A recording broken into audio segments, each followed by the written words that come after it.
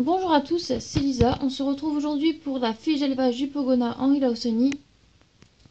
Donc je vous l'avais dit il y a quelques semaines, donc là on est parti, je vais vous présenter ce Pogona.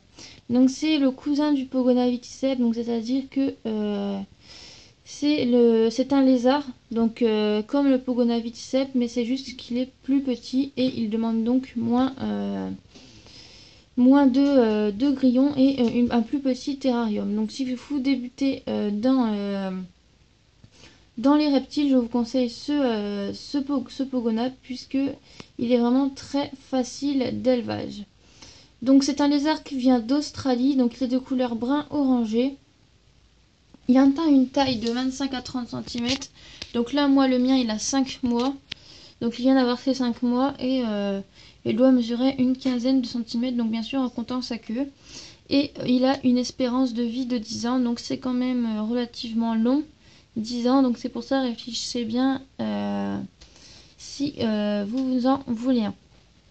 Donc pour le terrarium, donc c'est un terrarium de type désertique, donc vous pouvez soit prendre un Exoterra comme celui à côté, bien sûr un plus grand, hein, ou soit prendre un OSB. Donc moi je vous conseillerais l'OSB puisqu'il tient la chaleur, mais si jamais vous voulez du verre pour une question d'esthétique, je ne le vous déconseillerais pas.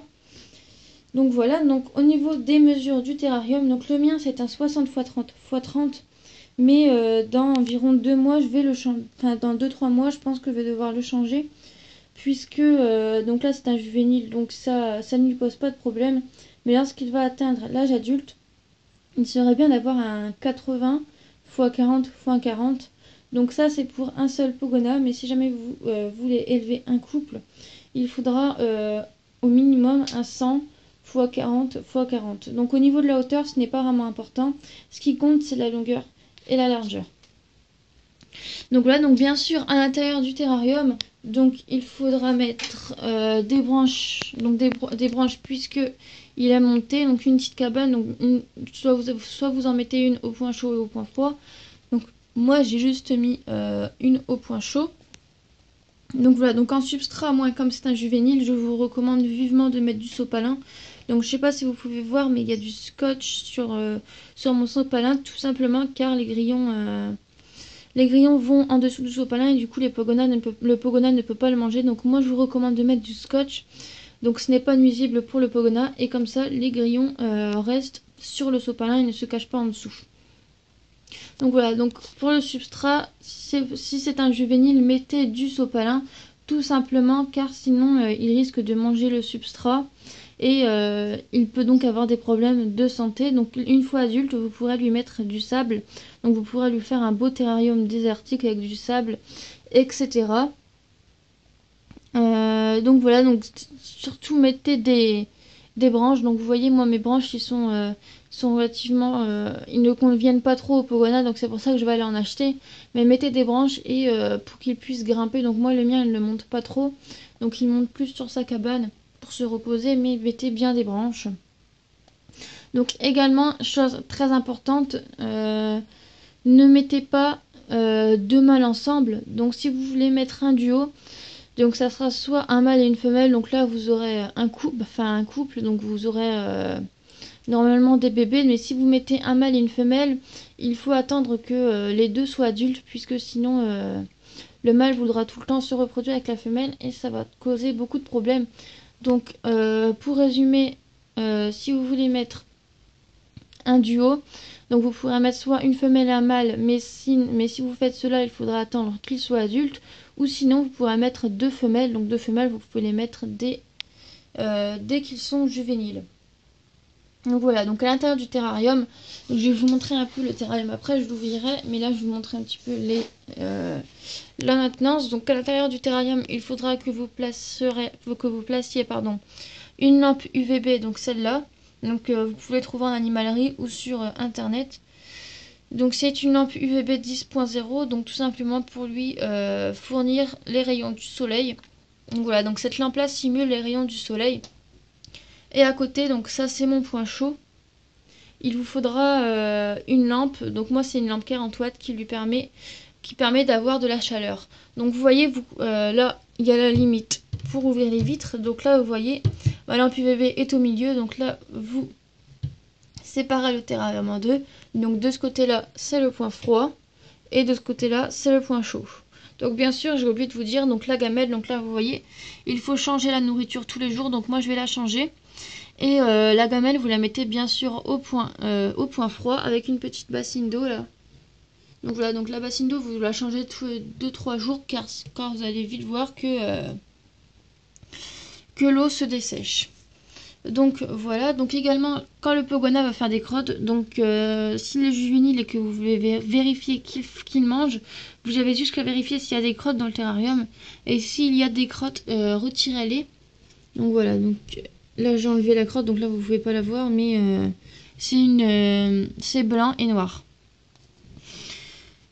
Donc voilà, donc au niveau des températures, donc au point froid, donc là, il faudra une température d'environ 28 degrés et au point chaud, une température aux alentours de 45 degrés. Donc tout à l'heure, j'ai oublié de vous parler des aérations. Donc ça, ce qui est super bien, c'est d'avoir, comme vous le voyez là, une aération haute et là, une aération basse.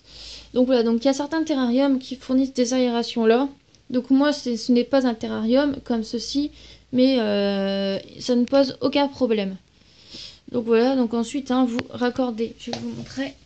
Une fois que vous avez branché vos ampoules, vous les raccordez avec des douilles et vous les branchez au programmateur. Donc comme ça, vous n'avez pas besoin d'allumer et d'éteindre les lumières. Donc voilà, donc je voulais encore vous parler de quelque chose. Donc voilà, l'UVB, le calcium. Bon, voilà, le calcium aussi également. Donc je vais vous montrer le calcium. Donc voilà. Donc le pogona, vous devez lui donner du calcium. Donc moi je vous en donne 2 à 3 fois par semaine.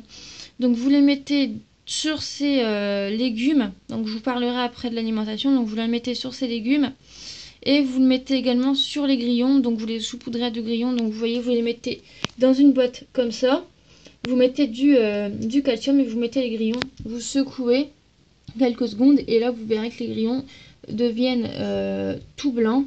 Donc ensuite vous les mettez dans le terrarium, vous faites pareil avec les légumes, vous saupoudrez un peu la gamelle et comme ça il y aura un apport en calcium. Donc vous pouvez également lui donner de la vitamine D3.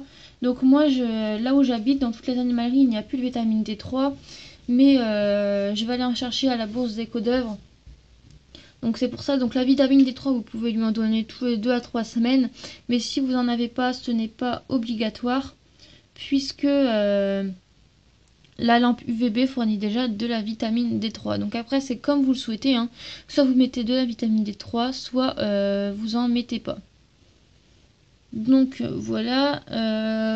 Ouais, voilà. Au niveau de l'alimentation, donc vous devez lui fournir des légumes, donc de la carotte, des endives, du persil, de la mangue, de la poire, de la pomme. Enfin à peu près tous les légumes. Et vous devez également lui fournir des insectes, donc des grillons, des sauterelles, des blattes. Donc également, il y a certaines personnes qui recommandent les verres de farine. Donc moi, je ne suis pas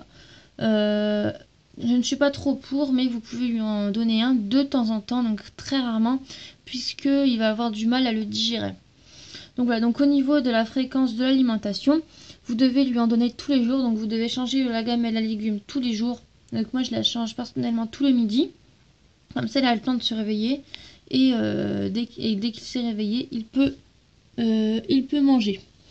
Donc voilà, et les grillons, c'est également tous les jours. Donc quand il est juvénile, vous pouvez lui en donner 5 à 10 grillons par jour. Et quand il est adulte, il mangera plus de légumes qu'il mange de grillons. Donc vous pouvez redescendre à 5 grillons. Donc après, si vous voyez qu'il mange, vous pouvez augmenter la dose. Mais ça sera normalement dans ces eaux-là. Donc voilà, donc je vais vous ouvrir le terrarium pour vous montrer le grillon. Pour vous montrer le grillon, moi n'importe quoi. Pour vous montrer le pogona. Donc je vais faire attention. Hein. Donc voilà, je vais pas trop le déranger puisqu'il vient de se réveiller. Et de plus, il y a des grillons. Donc je n'ai pas trop envie qu'il s'en aille dans la chambre. Donc voilà. Donc j'espère que vous aurez apprécié cette fiche d'élevage. Donc si jamais vous voulez un reptile, donc que vous n'avez jamais eu de reptile, je vous recommande vraiment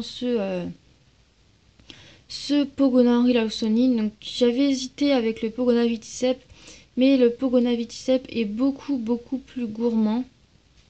C'est-à-dire qu'il va manger 2 fois plus de grillons. Donc c'est surtout une question de budget.